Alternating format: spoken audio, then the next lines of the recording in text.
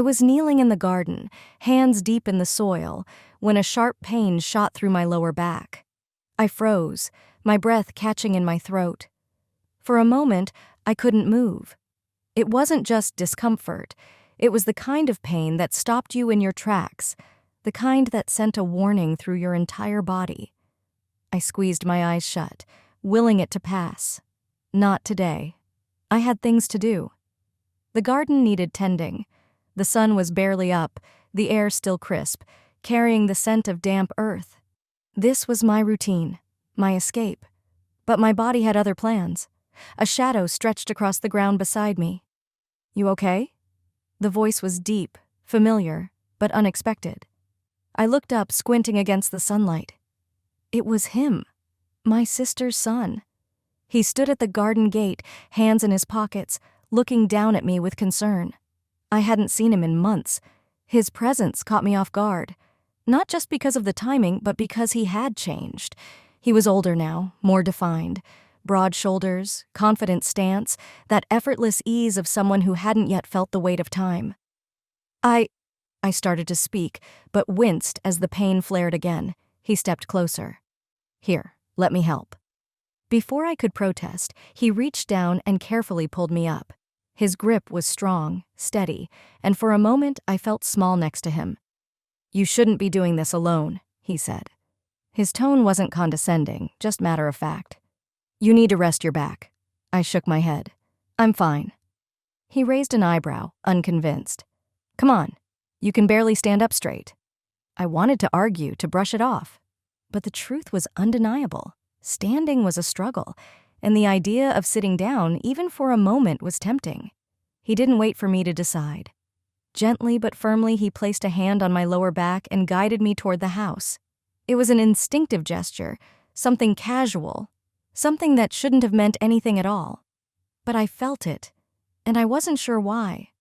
The warmth of the fire wrapped around me as I settled into the chair. My back still ached, but the tension eased slightly as I stretched. He moved across the room, searching for something in his bag. I watched him, noticing details I hadn't before. The way he carried himself, the quiet confidence in his movements. He had grown into someone I barely recognized. "I have this muscle gel," he said, pulling out a small container. "It works fast." I hesitated. The thought of anyone touching my back felt too personal. But the pain was persistent, a dull throb that wouldn't let go. I nodded. He crouched behind me, rubbing the gel between his hands. When his fingers pressed into my shoulders, I exhaled, surprised by how firm yet careful he was. "You're too tense," he murmured. "You really should take it easy." I closed my eyes, letting the warmth sink in. "It's just the way I am." His hands moved with purpose, working out the stiffness that had settled into my muscles over the years. The fire crackled beside us, filling the silence. I realized how long it had been since someone had taken care of me in any way. "You don't have to do this," I said softly. "I know," he replied. But he didn't stop. The fire flickered, casting long shadows across the room. His hands moved steadily, pressing into my back with practiced ease. The tension was fading, replaced by something I couldn't quite define. I kept my eyes on the flames, focusing on their steady movement, trying to ignore the way my body reacted to the unexpected comfort. The warmth from the fire mixed with the warmth of his touch, creating a feeling I hadn't let myself experience in years. "You've always been like this?" he asked, his voice low. "Like what?" "Carrying everything on your own."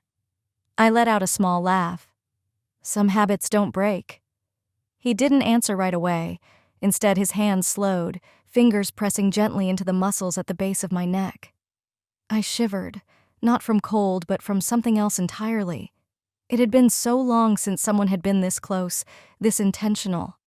I wasn't sure what unsettled me more, the realization or the fact that I didn't want to pull away.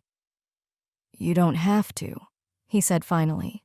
His tone was softer now, almost hesitant, as if waiting for me to acknowledge something neither of us wanted to name. I turned slightly, meeting his gaze. It was different now, serious, searching. I should have looked away. I should have said something to shift the moment, to remind both of us of the lines we weren't supposed to cross. But I didn't, and neither did he. Silence thickened between us, stretching longer than it should have. The fire crackled, filling the space where words should have been. His hand was still resting lightly on my shoulder, his fingers unmoving now, as if he too realized that something had shifted. I knew I should stand up, put distance between us, turn this back into what it was supposed to be, just a casual visit, just a moment of kindness. But I stayed still. Maybe too still. His eyes held something I couldn't quite decipher. Not hesitation, not uncertainty, but something deeper, something neither of us dared to acknowledge. Then, without thinking, without planning, something shifted. A moment too fast to analyze, too real to ignore. A step closer, and suddenly, the weight of everything that had been unspoken between us became undeniable. And then, the moment passed. A breath later, and reality settled back in. My chest tightened as I processed what had just happened, as if time had paused for an instant, and then resumed with startling clarity. I took a step back, inhaling sharply. That was unexpected. He didn't move, didn't look away. His expression was unreadable, but I saw the weight of it in his posture. Yeah. The fire popped, a sharp crack like a warning.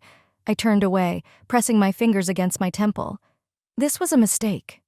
He was quiet for a long time before he finally answered. Maybe.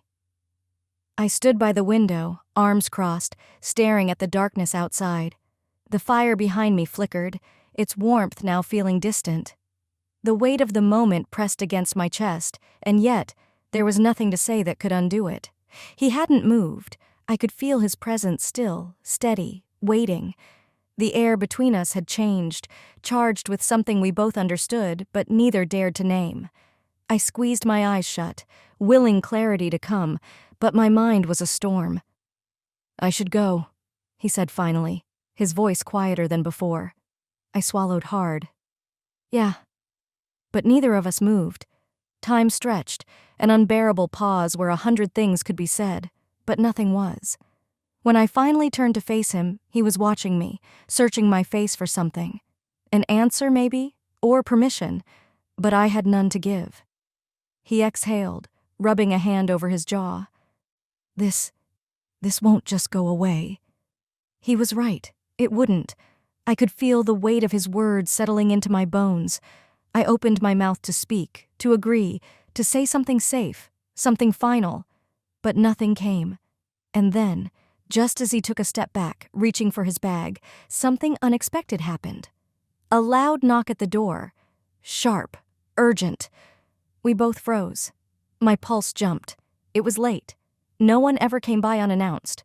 I glanced at him, and for the first time that night, I saw something flicker across his face, something like unease. Another knock, harder this time.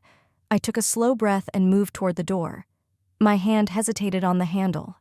And then, I opened it. My stomach dropped. Standing there, under the porch light, was the one person I never expected to see tonight. And just like that, everything changed. Bye.